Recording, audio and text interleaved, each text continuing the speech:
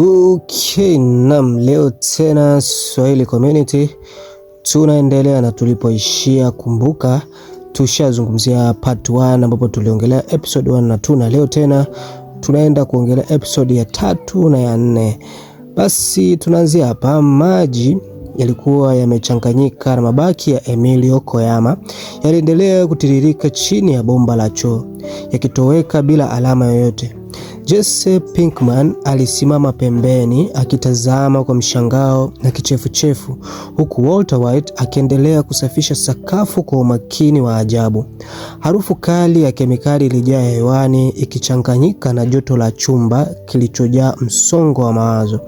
Lakini huku mikono yake ikiwa imechafuka kwa kazi hiyo, akili ya Walter ilianza kumsafirisha nyuma kurudi enzi zake akiwa mwanafunzi wa shahada ya juu katika chuo cha California Institute of Technology.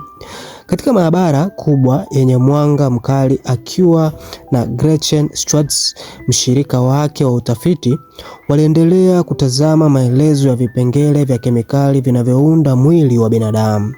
Oksijeni, kaboni, hidrojeni ziliunda 99% ya mwili wa binadamu, lakini bado kuna 1% ilikuwa inakosekana, Gretchen alisema, akiandika kwa peni kwenye ubao.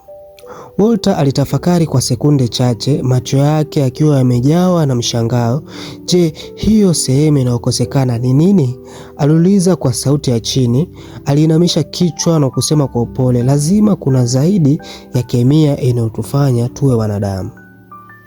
Katika makazi ya familia ya White, Skylar na Junior walikuwa wakipaka rangi kwenye chumba cha mtoto wao mtarajiwa. Marie, dada yake Skylar, alikuwa amekaa pembeni akiwatazama huku akiburudika na kahawa. Unajua, Skylar alianza kusema, akijaribu kutafuta njia ya kuuliza swali lake kwa hila. Ninaandika hadithi na mmoja wa wahusika anatumia bangi. Nilitaka tu kujua unadhani aina gani ya watu hufanya hivyo. Maria alimwangalia kwa macho ya shaka. Unaniambia Junior anavuta bangi? Aliuliza moja kwa moja. Hapana, Skylar alikataa haraka, lakini tayari ilikuwa imechelewa. Maria alikuwa ameshajaza kichwa chake na dhana hiyo mpya. Wakati huo Walter alitembea kuelekea kwenye gereji ambayo Crazy 8 alikuwa ametekwa. Aliposimama mlangoni, mapigo yake ya moyo yaliongezeka. Alikaza paji la uso wake alipogundua jambo moja la kutisha. Crazy 8 si tu kwamba alikuwa anajua jina lake, lakini pia alifahamu kuhusu familia yake. Aliyapata haya wapi? Jibu lilikuwa dhahiri. Jesse Pinkman ndo alikuwa amemwambia kila kitu. Alijawa na hasira.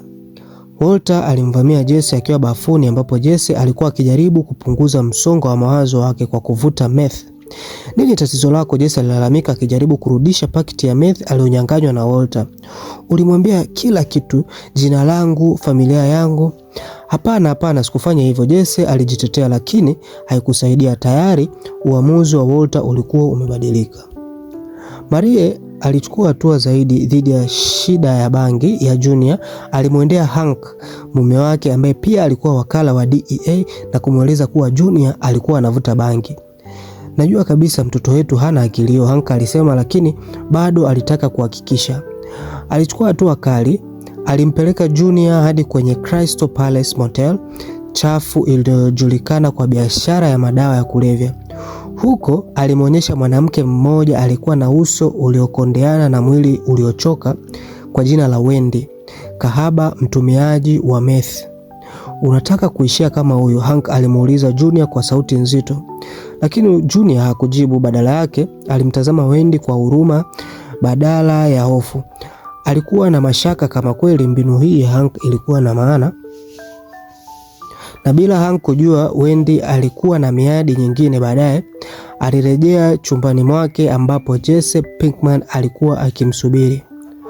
Walter alikuwa bado kwenye mgogoro wa mawazo. Aliandika orodha ya sababu za kumuua na kumwachilia Crazy 8. Sababu za kumwachilia zilijaa maadili ya kibinadamu, haki ya kuishi, utu na msamaha. Lakini kulikuwa na sababu moja kubwa ya kumuua: ataua familia yake akimwachilia.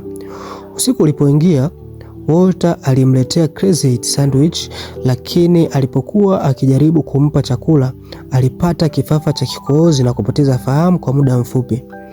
Alipoamka alimtazama Crazy 8 akamweleza kuwa alikuwa na saratani ya mapafu. Crazy 8 alimsikiliza kwa umakini kisha akasema kwa kejeli, "Hujaiambia familia yako ha?" Mazungumzo yao yalichukua mkondo wa kushangaza. Crazy 8 alisimulia kuhusu baba yake, mmiliki wa duka la samani ambaye pia Walter alishanunua samani kwake. Walicheka kwa pamoja na kwa mara ya kwanza Walter alihisi kuwa labda amepata rafiki mpya badala ya adui. "Unadhani mimi ni muuaji?" Walter aliuliza. "Hapana." Crazy 8 alitabasamu, "Huwezi kuua mtu, sio wewe." Walter alitulia, aliamua kumwachilia. Alipanda juu kwenda kutafuta ufunguo wa kufungua pingu za baiskeli zilizomfunga Crazy 8. Lakini ghafla alikumbuka jambo moja. Aliangalia vipande vya sahani iliyovunjika alipoanguka bafuni, na alipovipanga pamoja kipande kimoja kilikuwa kinapungua. Uso wake ulijawa na mshangao. Alishusha pumzi ndefu akishika ufunguo kwa nguvu. Walter alishuka chini huku akihisi mzigo mzito moyoni mwake. Alisimama mbele ya Crazy 8 akimtazama kwa jicho la utafiti. "Je, unakusudia kuniua ukitoka hapa?" aliuliza kwa sauti ya chini. Crazy 8 alimtazama kimya. Ndani ya sekunde chache aliinuka kwa kasi akinyanyua kipande cha sahani alichokuwa amekificha. Lakini Walter alihisi hilo mapema. Kwa mkono mmoja alichomoa mnyororo wa baiskeli na kumvuta Crazy 8 kwa nguvu, akimkaba shingoni huku akilia kwa uchungu. Crazy 8 alijaribu kujinasua akigugumia, lakini nguvu za Walter zilikuwa kali. Mwili wake ulilegea taratibu kisha ukatulia kabisa. Machozi yalitoka machoni mwa Walter, lakini hakukuwa na njia nyingine. Alipoondoka hakuwa mtu yule yule alikuwa wa mwanzo. Asubuhi iliyofuata Jesse alirudi nyumbani kwake, lakini alipoingia hakukuwa na kitu chochote ndani ya basement. Mahali pale palikuwa patupu. Wakati huo huo, Hank na Gomez walikuwa jangwani wakichunguza eneo la awali la Walter kupika meth. Waliona mabaki ya gari la Crazy 8 na kitu kimoja muhimu, barakoa ya maabara iliyoachwa nyuma.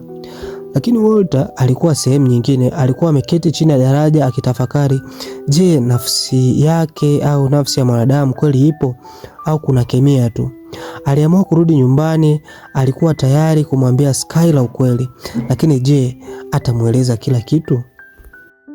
Jioni ilikuwa tulivu katika bustani ya familia ya White. Harufu ya nyama iliyochomwa ilichanganyika na vicheko vya familia. Walt akiwa na tabasamu mdogo alichoma nyama huku Hank, Marie, Skylar na Walt Jr. wakibadilishana hadithi za zamani. Licha ya migogoro hivi karibuni, angalau kwa muda huu walionekana kuwa familia yenye furaha. Lakini giza lilianza kutanda, si juu ya anga bali mioyoni mwao. Skylar ghafla alijikuta akishindwa kujizuia. Machozi yalitiririka usoni mwake na kila mtu alinyamaza. Walt alijua huu ndo mwisho wa kificho chake. Kwa sauti ya kukata tamaa alikiri, "Nina saratani ya mapafu." Ukimya mzito ulianguka. Nyuso zilizokuwa na furaha zilibadilika kuwa za wasiwasi, mshangao na huzuni. Wakati huo Jesse Pinkman alikuwa kwenye ulimwengu tofauti kabisa. Aliwakaribisha marafiki zake, Kombo na Skin Pete, na kujisifu kuhusu meth aliyotengeneza. Aliwapa sampuli na hata yeye mwenyewe alionja kidogo. Lakini furaha hiyo iliisha haraka. Kichwani mwake kulianza kusikika kelele zisizoeleweka, na watu wawili waliokuwa wamevaa rasmi kama wamishonari wa Mormon walionekana mbele yake. Lakini katika macho ya Jesse walionekana kama wabeba silaha waliotumwa kumuua. Bila kufikiria mara mbili, Jesse aliruka dirishani na kukimbia akiogopa kwa maisha yake. Skylar alichukua hatua. Alimpangia Walt kumwona daktari bingwa wa saratani, mtaalamu wa saratani yani oncologist, lakini gharama ya matibabu ilikuwa ya kushangaza, maelfu ya dola.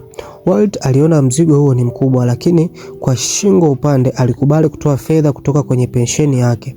Aliingia chumbani kwa mtoto, akatoa dari la mashine ya hewa na kuanza kuchukua pakiti ya pesa alizokuwa amezificha. Lakini Walt Jr. alifika, akamkuta hapo. "Unatafuta nini?" aliuliza.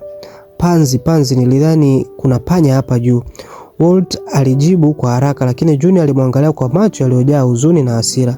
"Kwa nini unaonekana kama hujali hata kidogo?" nini shida yako? Kesho yake Walt alienda benki. Alipofika, mtu mmoja mwenye jeuri kwa jina la Ken aliiba nafasi yake ya maegesho, kisha akaendelea kuongea kwa sauti kubwa kwenye Bluetooth yake akiwa kwenye foleni. Walt alimtazama kimya kimya akihifadhi hasira yake. Alimkabidhi karani pakiti ya pesa ili kuandaliwa hundi ya kulipia matibabu yake. Wakati huo Jesse alijaribu kurudi nyumbani kwa wazazi wake. Mama na baba yake walikuwa na mashaka. Je, bado alikuwa mtumiaji wa dawa za kulevya? Na je, angeathiri kaka yake mdogo Jack, mwanafunzi hodari? Jesse alijaribu kuwasiliana na Jack. Walizungumza kwa muda mfupi, kisha Jesse alikaa peke yake chumbani kwake kwenye chumba chake cha zamani akitazama michoro aliyochora alipokuwa shule. Mojawapo ikiwa picha ya kejeli dhidi ya mwalimu wake wa zamani Bwana White. Siku iliyofuata Jesse alifika nyumbani kwa Walt. Tutengeneze tena meth, alihimiza. Limeshafika mwisho, sitaki kurudia makosa yale, Walt alijibu kwa msimamo mkali.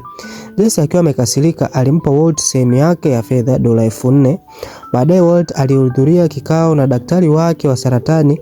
Alijadiliwa juu ya tiba ya kemikali, lakini bei yake ilikuwa ya kutisha, $90,000. Skyler aliposikia hiyo bei alitaka waendelee, lakini Walt aliona ni matumizi makubwa kwa kitu ambacho hakina uhakika. Ni pesa nyingi kwa matumaini madogo, alisema kwa sauti ya kukata tamaa. Junior aliyekuwa akisikiliza kwa siri alivamia chumba kwa ghadhabu. Acha basi, alifoka, kwa nini usife tu kabisa? Maneno hayo yaliingia moyoni mwa Walt kama mkuki. Baada ya muda Walt alikuwa akielekea kituo cha mafuta na kisha alimuona tena Ken, yule jamaa wa benki. Alikuwa amepaki gari lake la kifahari akipiga simu kwa sauti kubwa kama kawaida. Walt alitembea kwa utulivu, akafungua kofia ya gari la Ken, akaweka switch yenye maji juu ya betri, kisha akaondoka bila haraka. Sekunde chache baadaye mlipuko mkubwa ulisikika. Gari lilikuwa limewaka moto na kulipuka. Walt alitembea mbali akiwa na tabasamu la kisiri usoni. Kwa mara ya kwanza aliweza kushusha hasira yake kwa moto. Bana, tunaishia hapo. Hii ni sehemu ya pili na hapa tumezungumzia episode ya 3 na ya 4 na tutaendelea bana. Kuwa nami, usisahau kusubscribe ili kuweza kutupa support yako.